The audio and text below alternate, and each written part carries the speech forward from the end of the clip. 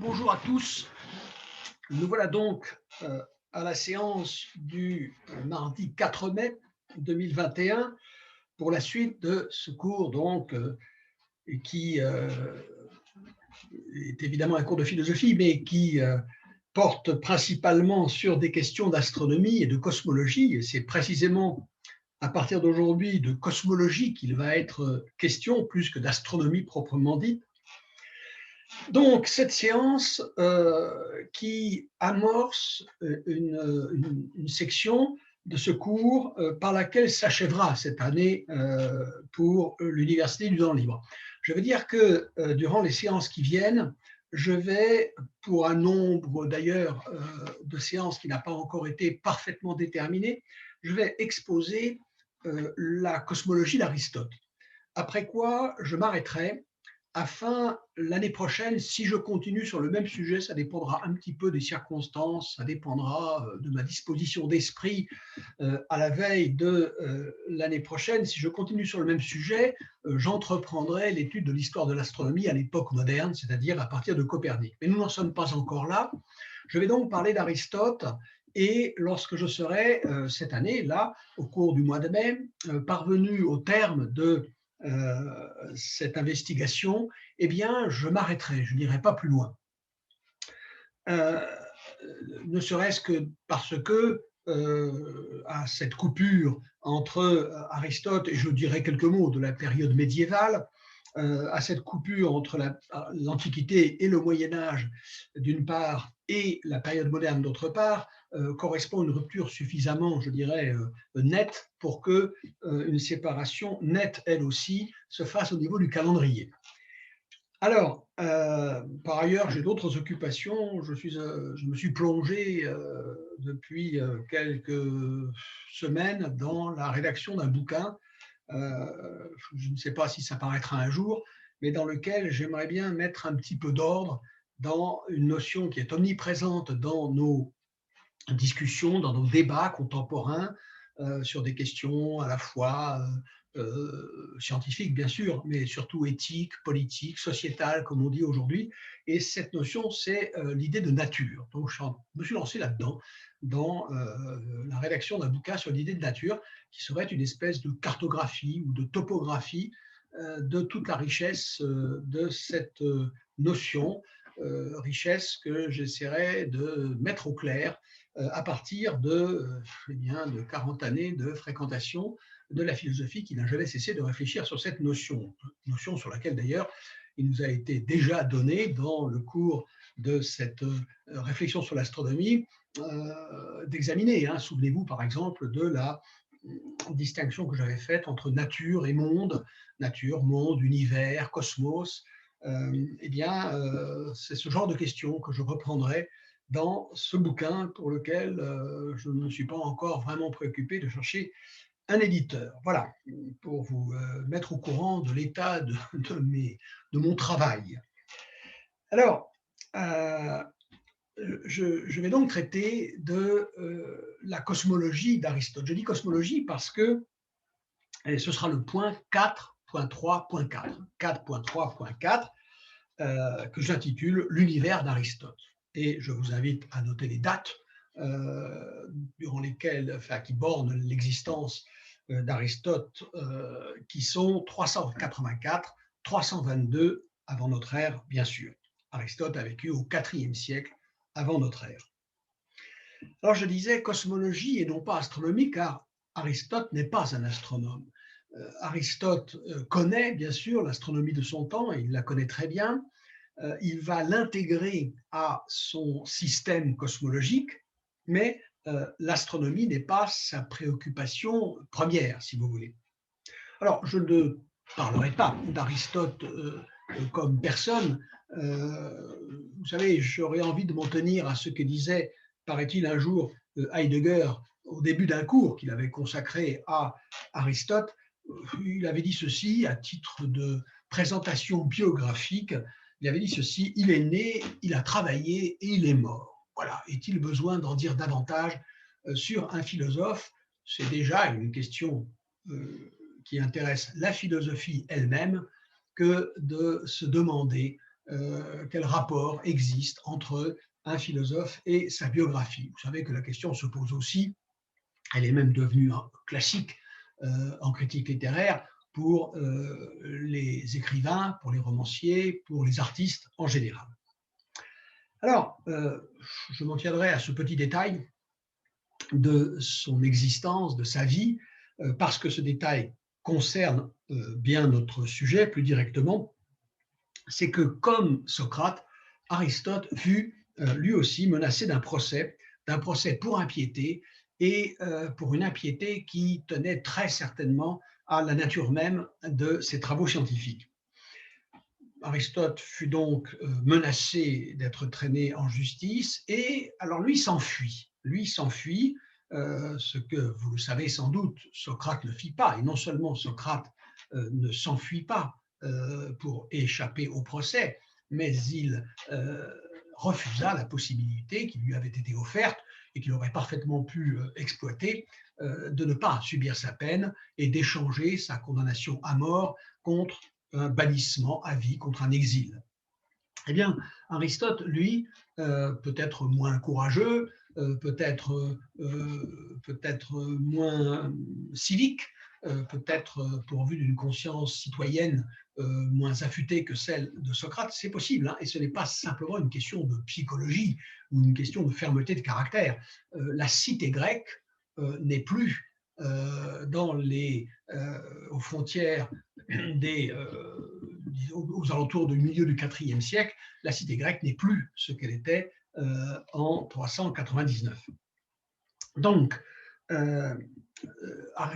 Aristote, lui, va s'échapper, il va ficher le camp avec cette formule, paraît-il. La légende raconte qu'il serait parti en disant « Je ne laisserai pas Athènes assassiner une deuxième fois son philosophe ».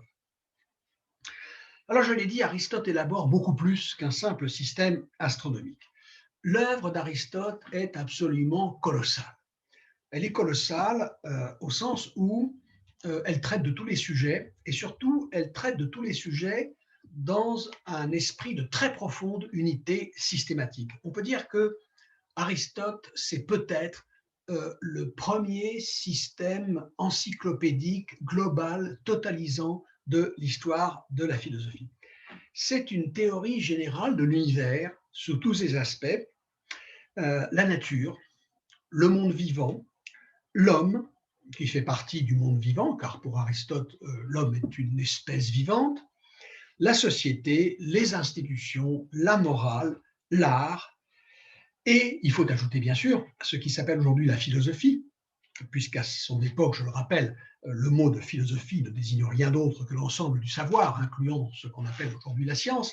La philosophie est même alors une discipline qui porte un nom qu'Aristote n'a jamais utilisé, même si vous trouvez en librairie un livre, vous trouverez en librairie un livre qui porte comme auteur Aristote et qui a pour titre la métaphysique. Voilà, Aristote, métaphysique, vous avez plusieurs éditions, vous pouvez acheter ça en Garnet Flammarion en poche. Ce n'est pas d'une lecture extrêmement aisée, je dois vous le dire. Et surtout, ce que je dois vous dire, c'est que Aristote n'a jamais écrit un livre en tête duquel il aurait écrit ce mot, ce titre, cet intitulé métaphysique. Le mot, il ne le connaissait même pas. En fait, ce terme de métaphysique, qui est pourtant, je dirais, alors très profondément attaché à la personne, parce qu'il est attaché à la pensée, à la philosophie d'Aristote, ce mot de métaphysique, il est le résultat d'un axiome historique, puisque c'est au moment de la compilation des œuvres d'Aristote, par ceux qui les avaient conservées, qu'on a commencé à les classer, à les ranger en ordre, de façon à pouvoir les utiliser à des fins en particulier didactiques, à des fins pédagogiques, et que, ne sachant pas trop quoi faire de quelques textes qui traitaient de questions un peu plus abstraites que les autres, eh bien, on les a rangés après les livres de physique. On les a posés après les livres de physique, et après la physique, eh bien, ça se dit en grec méta, ta, physika, c'est-à-dire après la physique. Méta, c'est après. Alors, on a souvent traduit ce préfixe méta par un autre mot qu'après. On a quelquefois traduit métaphysique par l'expression au-delà de la physique. métaphysique, discipline qui s'intéresse à des objets situés au-delà du monde physique. Mais en grec, méta ne veut pas dire au-delà, ça veut dire après, tout simplement, au sens à peu près qu'a le terme en français. Donc, voilà, Aristote produit une œuvre absolument considérable, et dans cette dernière partie de son œuvre, enfin cette dernière, qui est en un sens d'ailleurs pas du tout la dernière, mais qui serait peut-être bien plutôt la première, Aristote parle de philosophie première, eh bien, il théorise eh bien, l'être et la connaissance de l'être au niveau le plus général. Alors, euh, Aristote donc élabore cette doctrine, ce système encyclopédique, et je précise que je prends encyclopédique en une signification beaucoup plus consistante, beaucoup plus substantielle et sérieuse que celle qu'on attribue à l'adjectif quand on qualifie par exemple nos programmes scolaires d'encyclopédiques. Alors encyclopédique est devenu, c'est bien malheureux d'ailleurs au pays de Diderot et d'Alembert, encyclopédiques sont devenus des mots qui sont presque dévalorisants, presque péjoratifs, parce que dire que les programmes scolaires sont encyclopédiques, c'est dire en général qu'ils sont obèses, qu'ils sont hypertrophiés, qu'il y a beaucoup trop de choses par rapport à ce que les élèves sont capables ou désireux d'apprendre, et que la première urgence serait donc de les alléger. Alors, je ne prendrai pas parti sur cette question, et je pense qu'en effet, assez souvent, les programmes scolaires sont démesurément ambitieux, et qu'il est dommage que l'ambition, je dirais, de leur contenu ne trouve pas d'écho dans l'ambition que pourrait avoir l'institution scolaire de les faire maîtriser, effectivement. C'est-à-dire que la règle est un petit peu aujourd'hui, en effet, je le reconnais, à des programmes monstrueux sur la connaissance, sur la maîtrise réelle, hein, je dis maîtrise réelle, pas récitation par cœur, mais sur la maîtrise réelle desquels l'exigence est infiniment moindre. Et ça, je pense que c'est l'une des tares majeures de notre système éducatif. Mais je ferme cette parenthèse. La pensée d'Aristote est une pensée encyclopédique au sens étymologique. Euh, Encyclopédique, c'est du grec, c'est directement du grec, et cela signifie alors le cercle des connaissances, le cercle de l'éducation, si vous voulez, le cercle de l'éducation, enkyklos paideia. Kyklos en grec c'est le cercle. Ça veut dire que les connaissances qu'on enseigne, qu'une paideia, une éducation doit enseigner, ces connaissances doivent recevoir une forme systématique et totalisante, ce que figure l'image du cercle, justement, qui se referme sur lui-même. Des connaissances ne doivent pas être disparates, ne doivent pas être dispersées, parce que des connaissances dispersées, des connaissances disparates ne sont pas comprises dans un premier temps. Comprendre, étymologiquement, ça veut dire prendre ensemble. Elles ne sont pas comprises, et parce qu'elles ne sont pas comprises, elles ne sont en général pas retenues. On ne retient bien que ce qu'on comprend, c'est-à-dire que des éléments entre lesquels on est capable d'instituer des rapports, des liens, des passerelles, ce qui permet de se déplacer d'un élément à l'autre et de comprendre la signification de chaque élément par rapport à tous les autres. Eh bien, c'est à cette exigence que répond la philosophie d'Aristote, la pensée, le système d'Aristote, et c'est sans doute une des raisons qu'il faut invoquer quand on réfléchit sur ce qu'a été l'immense, le colossal, le prodigieux succès de cette pensée, de cette philosophie dans l'univers mental, intellectuel de l'Occident jusqu'à la fin du Moyen-Âge, jusqu'à l'époque de la Renaissance et même un petit peu au-delà. Cette systématicité, ce caractère encyclopédique au meilleur sens du terme, est certainement l'un des facteurs qui rendent le mieux compte de la puissance d'Aristote et donc de sa pérennité dans un système à la fois intellectuel mais aussi universitaire qui a été celui de l'Europe occidentale. Mais il y a un autre facteur qui rend compte de cette, je dirais, de cette pérennité, de cette puissance, de cette longévité, c'est le fait que au Moyen-Âge, au XIIIe siècle, un esprit lui aussi surpuissant à la hauteur certainement de celui d'Aristote, eh bien, a tenté, et jusqu'à un certain point, il faut bien reconnaître qu'il y a assez convenablement réussi, d'opérer la synthèse de cette pensée païenne du grec Aristote avec la religion chrétienne, avec le contenu, on va dire, dogmatique du christianisme. Ce penseur, tout aussi considérable qu'Aristote, c'est Thomas d'Aquin, qui a vécu de 1225 à 1274 et qui s'est attelé à cette tâche redoutable.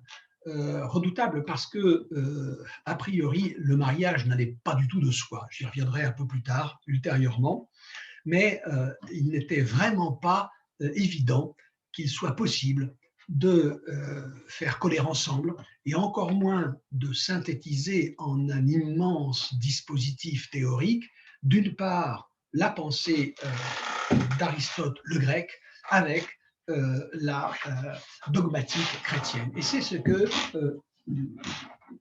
Thomas d'Aquin a accompli.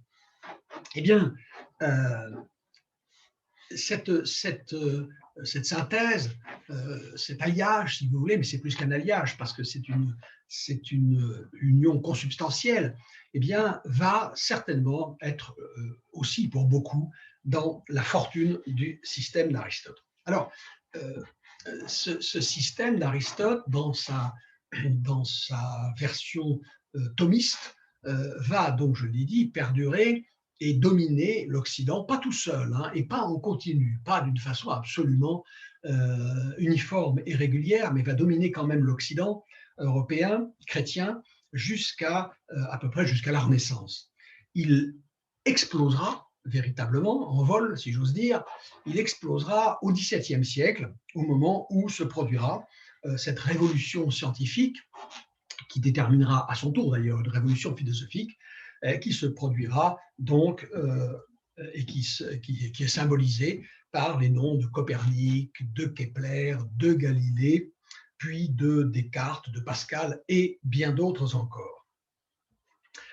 Alors, cette philosophie d'Aristote est une philosophie de première grandeur, à tel point que je pense qu'il serait légitime de la considérer à égalité avec les plus grands, avec les plus hautes réalisations intellectuelles et même, je dirais, spirituelles en général de l'humanité occidentale.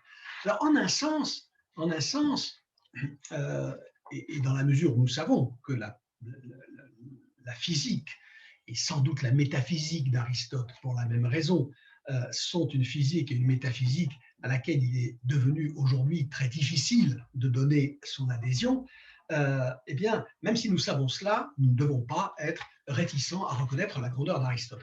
Quand vous lisez la préface que Pascal avait rédigée pour un traité qu'il n'a jamais écrit, mais dont il a laissé quand même des éléments assez consistants, Pascal avait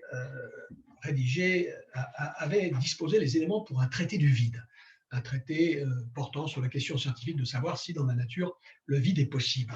Eh bien, dans la préface au traité du vide, Pascal développe à propos de l'histoire intellectuelle de l'humanité, et spécialement bien sûr de l'humanité européenne occidentale, il développe une métaphore qui d'ailleurs qui avait été déjà exploitée avant lui, qu'il sera après, qui consiste à considérer l'humanité dans sa communauté comme une personne individuelle. Alors évidemment, l'Antiquité, souligne Pascal, l'Antiquité est en position d'enfance, puisque c'est elle qui vient d'abord. Si Pascal insiste sur ce point, c'est parce qu'il est en but, lui, en tant que représentant de cette révolution scientifique qui est en train de se faire au XVIIe siècle, il est en but à l'opposition tout à fait braquée, tout à fait rigide des tenants de la scolastique, des tenants de ce qu'on appelle l'école avec un E majuscule, c'est-à-dire de la physique et de la métaphysique ancienne, celle que cette révolution scientifique est en train de bouleverser, de mettre à bas, et que et qu'il se heurte dans cette proposition, notamment qu'il fait, Blaise Pascal,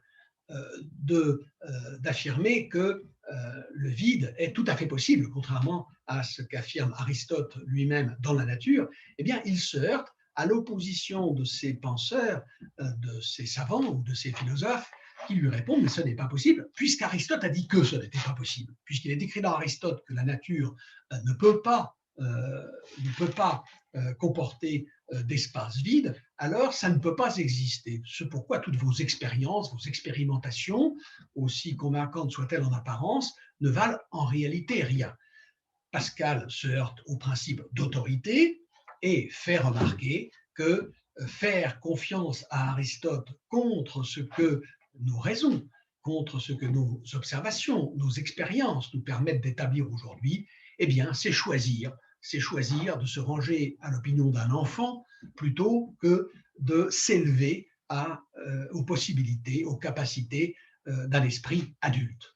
Et d'ailleurs, bon, il est vrai que l'un de nos philosophes français du XXe siècle, Léon Brunswick, qui était un très grand esprit et qui a laissé des ouvrages remarquables, qui fut un professeur aussi, tout aussi remarquable, Léon Brunswick a écrit en effet quelque part que lorsqu'il lit Aristote, il a quelquefois le sentiment, l'impression de se trouver en présence d'un esprit dont l'âge mental serait à peu près celui d'un enfant de 8 ans.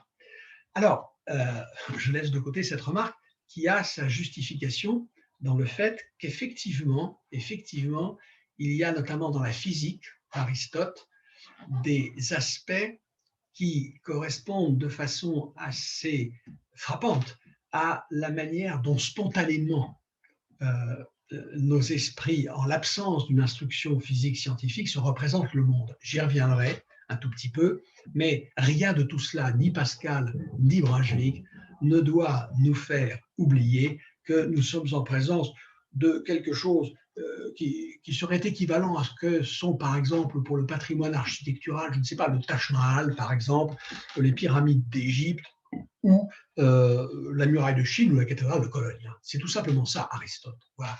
Aristote, c'est un géant de l'histoire intellectuelle de l'humanité occidentale. Alors, commençons donc à entrer dans ce système aristotélicien. Et j'en viens au point 4.3.4.1. 4.3.4.1. Je vais commencer par montrer ce qu'il en est de la structure générale de l'univers pour Aristote. Alors, la structure du cosmos, et je rappelle que cosmos est le terme grec qui désigne le monde en tant qu'il est ordonné, structuré, organisé et ordonné et structuré harmonieusement. Et c'est la raison pour laquelle à cette structuration du monde, à cet ordonnancement du monde, est attachée une certaine valeur esthétique. Le monde est beau. Alors, la structure du cosmos d'Aristote intègre la théorie des sphères homocentriques d'Eudoxe et Calype. Sa structure astronomique, c'est donc cette théorie des sphères homocentriques d'Eudoxe et de Calype, dont j'ai assez longuement parlé précédemment. Et cette structure, et c'est cela qui fait que la pensée d'Aristote, sa philosophie est systématique et encyclopédique, cette structure est profondément cohérente avec son ontologie. Par ontologie, j'entends sa théorie de l'être, ce qu'il en est de l'être des choses. Elle est cohérente avec son ontologie, avec sa physique, avec sa biologie, avec sa théologie, avec son anthropologie, et même avec sa morale et avec sa politique. Ça, je n'aurai pas l'occasion de le montrer de façon très détaillée parce que je ne peux pas parler de tout, mais je vais essayer de le faire quand même pour les premiers aspects. Je pense qu'il n'y a pas d'univers auquel convienne mieux, davantage qu'à celui d'Aristote, ce mot justement de cosmos, qui dénote donc l'ordre d'une totalité structurée et belle parce que structurée. Aristote rompt évidemment complètement avec les cosmogonies théologiques, mythiques qui ont précédé dans l'Antiquité, Aristote va laisser une place dans cette cosmologie au divin, mais il ne demande plus aux mythes, il ne demande plus à des figures surnaturelles de rendre compte de la structure et des mouvements dans la nature. La nature est, je dirais, totalement naturelle. Et en un sens, la divinité aristotélicienne, car on verra qu'il y a une place chez Aristote pour le divin, la divinité aristotélicienne appartient d'une certaine façon elle-même à la nature, dans la mesure où, par exemple, elle n'en est aucunement créatrice. Il n'y a pas de Dieu créateur chez Aristote. Nous verrons ce que signifie le divin, la divinité dans l'univers d'Aristote. Cette cosmologie va donc s'imposer contre des modèles concurrents, en particulier, principalement, peut-on dire, contre le modèle des atomistes matérialistes dont j'ai déjà parlé, Démocrite, Épicure, Lucrèce, dont la conception de l'univers, la conception de la matière, la conception du mouvement, la conception de l'âme, donc la conception de l'homme et de son existence sont diamétralement opposées à celle d'Aristote. Alors, cet univers, Aristote le désigne par un mot qui n'a pas en grec tout à fait la signification qu'il a pour nous aujourd'hui, en tout cas dans la traduction qu'on en donne, c'est le mot Ouranos, qui signifie le ciel. On traduit Ouranos par ciel, et d'une façon générale, enfin très régulièrement, le traité d'Aristote qui expose sa conception cosmologique générale et qui est intitulé en grec Peri-Ouranou, est traduit par traité du ciel. Il serait peut-être plus explicite pour un lecteur français contemporain de traduire par traité de l'univers, traité du monde, mais nous traduisons par traité du ciel parce que Ouranos est le terme tout à fait requis et ordinaire pour traduire, qu'on traduit en français par ciel. Alors, cet univers, il a les propriétés suivantes. Il est unique, il est fini, il est sphérique, il est sans commencement ni fin, dans le temps, sans frontières. Enfin, ici, il y a une frontière, mais il a une frontière, bien sûr, mais sans lieu, nous verrons, dans l'espace. Et il est immuable dans sa structure globale. Il n'évolue pas, il ne change pas dans sa structure constitutive, immuable, naturelle, dirait-on. Ce monde constitue le tout, la totalité de tout ce qui est. Alors, je l'ai dit tout à l'heure en parlant de Pascal, le monde d'Aristote exclut toute possibilité de vide en dehors, au dehors comme au dedans.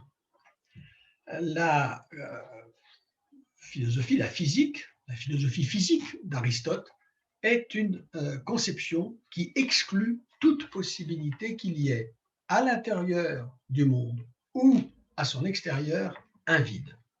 On attribue quelquefois à Aristote cette formule bien connue et passée en une espèce de dicton tout à fait ordinaire, que la nature a horreur du vide. Alors, Aristote n'a jamais écrit une formule pareille, et il n'a jamais d'ailleurs certainement pensé quoi que ce soit qui ressemble de près à cet énoncé. Ce qui est vrai, c'est que dans la physique aristotélicienne, rien de tel qu'un vide ne peut exister. Mais Aristote n'a jamais parlé d'horreur de la nature pour le vide. Ça, c'est une notion scolastique beaucoup plus tardive. J'avais traité cette question, alors certains d'entre vous s'en souviennent peut-être, il y a extrêmement longtemps, lorsqu'avaient commencé ces séances de philosophie, je crois que c'était dans l'année scolaire 1994-1995. Ça ne nous rajeunit pas. Alors, donc, il exclut toute possibilité de vide en dehors comme au dedans. Commençons par le dehors. Hors de l'univers, il n'y a rien. L'univers d'Aristote n'est pas dans un espace qui serait vide, et qu'il serait le seul à occuper. Non, il n'y a rien. Il n'y a rien. Néant, si vous voulez. Et néant, ce n'est pas vide. Pourquoi? Parce que le néant n'étant rien, c'est-à-dire n'étant pas du tout, il ne peut être susceptible d'aucune propriété. Vous ne pouvez pas dire du néant qu'il est ceci ou qu'il est cela, puisque n'étant rien, rien ne peut lui être attribué. Je peux dire par exemple que, si je dis par exemple que la licorne est blanche et que la licorne est pourvue d'une seule corne sur le front, il faut bien que j'accorde un certain être, alors quel type d'être, je n'en sais trop rien, mais il faut bien que j'accorde un certain être à la licorne pour pouvoir la qualifier d'une façon ou d'une autre. Eh bien, ce qu'il faut dire, c'est que le néant, ne pouvant recevoir aucune qualification, aucune propriété, aucun attribut, il n'est rien du tout. Et hors du monde, il n'y a donc pas du vide, comme ce sera le cas par exemple chez les stoïciens, pour qui le monde est en effet fini, mais entouré d'un espace vide infini. Ce n'est pas du tout le cas chez Aristote. En dehors du monde, il n'y a rien. Et ce qui veut dire qu'il n'y a pas d'espace. Le monde d'Aristote n'est pas dans l'espace. Il y a de l'espace dans le monde d'Aristote, mais celui-ci n'est pas dans l'espace. C'est le lieu de tous les lieux. Toute chose qui a un lieu se trouve dans le monde, mais le monde lui-même n'est logé en aucun lieu qui soit le sien. Il est nulle part. Il est sans dehors et il est insituable. Quant au dedans, Aristote, alors là, déploie toute une batterie d'arguments physiques que vous trouverez au livre Delta, au livre 4 de la physique. Il déploie toute une batterie d'arguments physiques pour prouver l'impossibilité du moindre vide à l'intérieur du monde. Le vide est impossible à l'intérieur du monde pour des raisons physiques qui ne tiennent pas à ce qu'on a longtemps considéré donc comme une espèce d'horreur du vide, mais qui tiennent à des raisons non seulement physiques, mais même presque quelquefois logiques, alors ici qui serait un peu trop long de détailler, mais que vous pouvez lire. Vous pouvez lire la physique d'Aristote, c'est disponible, c'est publié en poche, ça ne coûte pas des fortunes, c'est bien traduit maintenant, et vous pouvez lire la physique, et dans le livre 4, alors dans le livre précédent, au livre 2 par exemple, vous trouverez une intéressante théorie de la causalité, et au livre 4, vous trouverez les réflexions d'Aristote sur, eh bien, précisément, le lieu, le vide, le temps également. Alors, un univers qui n'est pas dans le vide et qui ne comporte aucun vide en son sein, cela rappelle assez curieusement celui de notre cosmologie relativiste d'aujourd'hui et de notre physique quantique contemporaine. Vous savez peut-être que l'univers relativiste, le cosmos einsteinien, eh bien, porte en lui-même, est consubstantielle, que la matérialité de cet univers einsteinien est consubstantielle à sa spatialité et à sa temporalité. C'est-à-dire qu'il y a une matière espace-temps qui constitue une unité insécable, de telle sorte qu'on ne peut pas dire que la matière de l'univers est dans l'espace ou dans le temps, comme un contenu se trouve dans un contenant. De la même façon, le monde d'Aristote pourrait ressembler au monde, pourrait rappeler le monde quantique contemporain, au sens où vous savez que, vous ne savez pas, et d'ailleurs moi, pour ce que j'en sais, je peux vous dire que mes explications ne pourraient pas aller bien loin, mais que dans le monde de notre physique quantique, aucun espace, aucun lieu, aucune région qu'on pourrait être tenté de qualifier de vide parce que toutes sortes de matières ensemble en paraît absente, en fait n'est jamais complètement inoccupé. Il y a dans ce que l'on pourrait être naïvement tenté de considérer comme vide, il y a des tas de choses qui ne sont pas des choses matérielles, qui ne sont pas des choses perceptibles comme le sont les corps physiques, mais qui n'en sont pas moins des réalités physiques parfaitement testables, parfaitement mesurables en particulier. Bon, de là à dire que Aristote aurait pressenti la physique d'Einstein, la physique relativiste, ou qu'il aurait eu une espèce d'intuition prémonitoire de notre physique quantique contemporaine, il y a un pas qui n'y aurait, à mon avis, évidemment aucun sens à franchir. Il faut toujours être très méfiant à l'endroit de ces anticipations, de ces supposées prémonitions. Mais cela nous montre tout de même que on n'a pas attendu, la science contemporaine pour proposer de la réalité des représentations qui n'hésitaient pas à défier l'intuition du sens commun. Car évidemment, l'idée d'un espace, d'un univers, pardon, l'idée d'un univers qui contiendrait la totalité de la spatialité et qui définirait la possibilité même de la spatialité est quelque chose d'extrêmement contre-intuitif. C'est pourquoi d'ailleurs on n'a jamais cessé de demander, de questionner cette conception et de demander par exemple, mais si je tire une flèche avec mon arc à la frontière de l'univers et que cette flèche, je la dirige vers l'extérieur, où va-t-elle? Où est-elle une fois qu'elle a franchi la limite? Si je tends le bras, à la frontière de l'univers, eh bien, où est mon bras? Alors, la cosmologie, la physique, la logique médiévale ne cesseront de réfléchir à ce genre de problème. Alors, la sphère du monde, cette sphère du monde, elle est limitée à la périphérie par ce qu'Aristote appelle le premier ciel, qui est constitué par les étoiles fixes. La sphère des fixes enveloppe le monde. Au centre, la Terre, bien sûr, non seulement dont Aristote n'ignore pas qu'elle est une sphère immobile sans attache dans l'espace qui la contient, qui non seulement ne l'ignore pas, mais a tout ce qu'il faut dans sa physique pour expliquer cette situation, pour expliquer ce qui est encore une fois un paradoxe, ce qui est également une étrangeté pour le sens commun, à savoir qu'un objet, la Terre, une planète qui est quand même d'une taille assez considérable, est faite d'une matière lourde, ne dégringole pas dans l'espace vers le bas, comme elle devrait le faire, du fait de son poids. Ce statut de la Terre comme sphère immobile dans l'espace et que rien n'a besoin de soutenir pour qu'elle s'y tienne, c'est quelque chose d'extrêmement contre-intuitif. Autour de la Terre, la Lune décrit une trajectoire circulaire, puisque, je le rappelle, tous les astres sont condamnés à se mouvoir selon des trajectoires circulaires.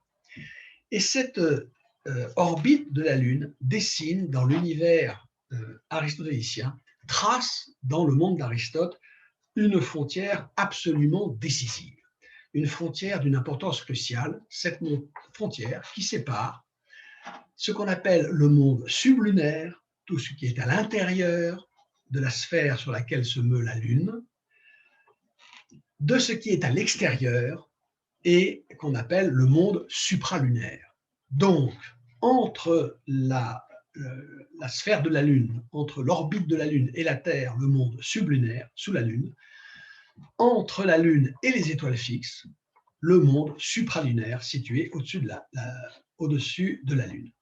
Alors j'en viens au point suivant, 4.3.4.2. 4.3.4.2. Qu'est-ce que signifie cette séparation? Alors, je vais attendre la deuxième partie de cette séance aujourd'hui pour entreprendre cette explication de ce que signifie la séparation du monde supralunaire et du monde sublunaire. Parce que cela va exiger quelques explications, quelques détails qui vont nous renvoyer en deçà d'Aristote, chez celui qui fut très longtemps son maître, parce que durant des années, Aristote a suivi l'enseignement de Platon dans l'Académie. Ce qui fait ce qui fait qu'il écrira plus tard dans des textes cette formule « nous, platoniciens », nous, disciples de Platon. Aristote n'aurait jamais existé sans Platon. Il est le fils de Platon, mais vous savez comment sont les fils.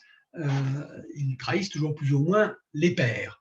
Je crois que c'est Oscar Wilde qui disait les enfants commencent par aimer leurs parents, ensuite ils les jugent, et enfin il arrive qu'ils leur pardonnent. Eh bien, c'est un peu ce qui s'est passé entre Aristote et Platon. Il l'a certainement beaucoup aimé.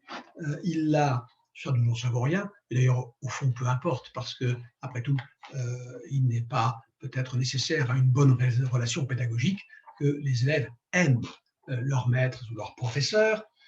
Il est nécessaire sans doute qu'ils leur fassent confiance, peut-être un petit peu qu'ils les admirent quand même, mais qu'ils les aiment après tout. Est-ce bien nécessaire? Donc, il l'est aimé, nous ne savons pas, mais il l'a jugé, ça c'est certain. Quant au pardon, ça c'est une autre affaire. Aristote donc est l'héritier de Platon, l'héritier infidèle, il est le disciple dissident de Platon, et je vais montrer donc dans la deuxième partie de la séance pourquoi. Disons simplement ceci, que ici-bas, dans le monde sublunaire, c'est le royaume du changement. Rien ne reste jamais en place, ni à sa place, ni comme il était. Tout devient, rien ne demeure. C'est à ce monde sublunaire que convient par excellence la fameuse formule qui se trouve dans le peu de fragments qui nous restent de ce philosophe présocratique Héraclite qui disait « tout coule », en grec « pantarei », tout s'écoule. Eh bien, tout s'écoule, c'est, pourrait-on dire, la maxime qui résume le monde sublunaire. Tandis que dans le monde supralunaire, au-dessus de la Lune, mais cela inclut la Lune elle-même. C'est-à-dire que la frontière entre le supralunaire et le sublunaire, elle passe, si vous voulez, à la limite inférieure des deux mondes. Eh bien, à partir de la Lune, Lune comprise, jusqu'aux étoiles fixes, nous sommes dans le royaume de ce qui demeure le même, identique à soi, de ce qui est immuable, de ce qui certes est habité par un certain mouvement, mais ce mouvement qui est le plus proche de l'immobilité, je l'avais évoqué lorsque j'avais parlé de l'univers des deux sphères.